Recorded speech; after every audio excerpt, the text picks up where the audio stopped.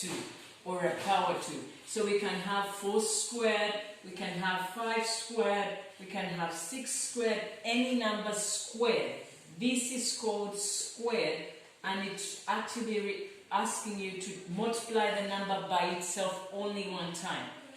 So like you watched my previous videos on exponents, the exponent number or the number 2 was given a special name as a square. It's an exponent, but it has a special name because it's just unique and nice. It doubles. Just all. That's all you need to know. Double the number. So it's an exponent given a number as square to refer to you or to make you do the number doubling itself. So sorry. Oh, okay. Yeah, we can have. This was just an example. I'll give it to you back again. So 5 times 5. This is the same as 4 times 4. This is the same as 6 times 6. You're just doubling. You're just doubling or multiplying the number by itself. That's what a square root means. An exponent that is special, that just gives the power to the number to double itself times 2. Okay, I forgot to write here. Now moving to the square root. Square root is just the opposite of squares. Now you see it's made up of 2 things. Square root. They're trying to ask you, if you have a square number, let's say this one, 4 times 4 is 16.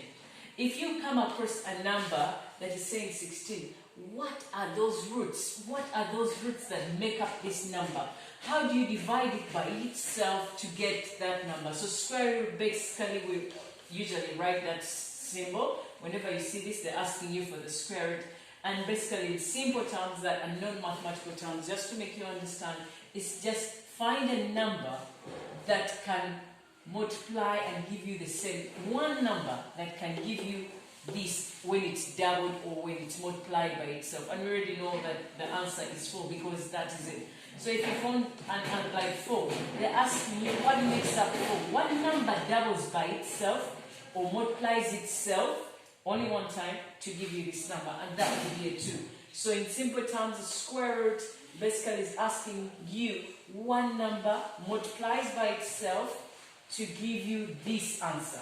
Multiplies by itself. So you need to know your square roots first for you to know you need to know your squares first to know the square root, because it's just simple. Just look at this, it's just the opposite. Okay, 5, we had 25.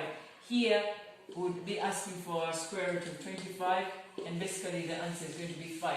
It's just like you going backwards. You have the answer, now you're going back to finding it out. I won't compare it to division, but it's just like just knowing which number is doubling to give you the answer inside this table. Thank you.